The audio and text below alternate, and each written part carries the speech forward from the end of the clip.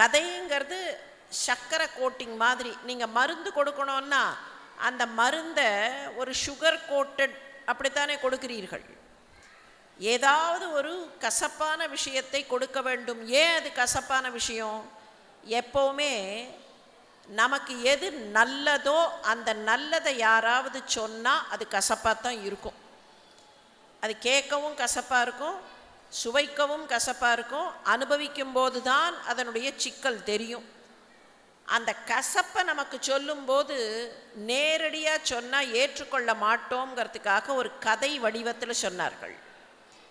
எல்லா கதைகளுமே அப்படித்தான். இல்லைன்னா காக்கா எங்கேயாவது பேசுமா? நம்ம கேட்குறோம், இன்றைக்கி கேட்குறோம், லாஜிக்னு நினச்சி கேட்குறோம். இதெல்லாம் கதையெல்லாம், இந்த கதையெல்லாம் உண்மையா? இந்த கதையில் இப்படிலாம் வந்திருக்கே, கதையெல்லாம் பொய். கதைன்னு சொன்னால் கதா அப்படின்னா நடந்ததை சொல்வதுன்னு தான் அர்த்தம். ஆனால் இன்றைக்கி கதைங்கிற வார்த்தைக்கு நாம் என்ன அர்த்தம் பண்ணி வச்சுருக்கோம்? யாராவது பொய் சொன்னால் என்ன சொல்கிறோம்? கதை விடுறாங்க அப்படின்னு சொல்கிறோமா இல்லையா? அந்த வார்த்தையவே டீக்ரேட் பண்ணி வச்சுருக்கோம். கதைனா பொய்ன்னு ஒரு அர்த்தம் போட்டு வச்சுருக்கோம். ஆனால் கொஞ்சம் நினச்சி பார்ப்போமே, நாம் எத்தனையோ கதைகளை கேட்டிருக்கோம்.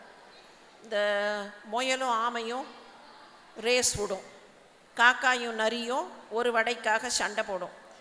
என்னைக்காவது காக்கா பேசுமா? அது பேசினா நரிக்கு புரியுமா?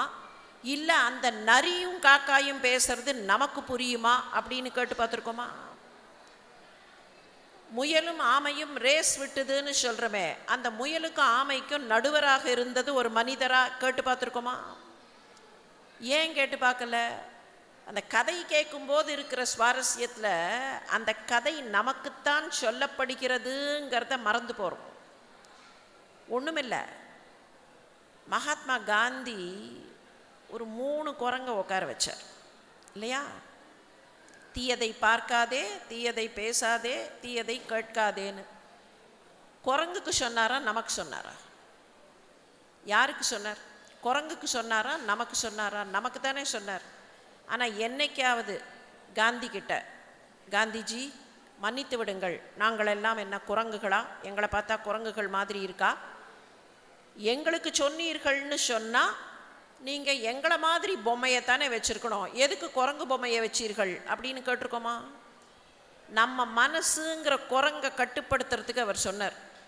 அந்த குரங்கு வேற எந்த குரங்கோ இல்லை, எங்கேயோ காட்டில் இருக்கிற குரங்கு இல்லை, இங்கே இருக்கே மனம் ஒரு கப்பி. இந்த கப்பி தீயதை கேட்காதே, தீயதை பார்க்காதே, தீயதை பேசாதே. அப்போ இதுக்குள்ளே இருக்கிற தாத்பரியம் முக்கியமே தவிர வெளியில் இருக்கிற பூச்சி இல்லை. அதே மாதிரி தான் புராணங்களில் இருக்கக்கூடிய கதைகள்.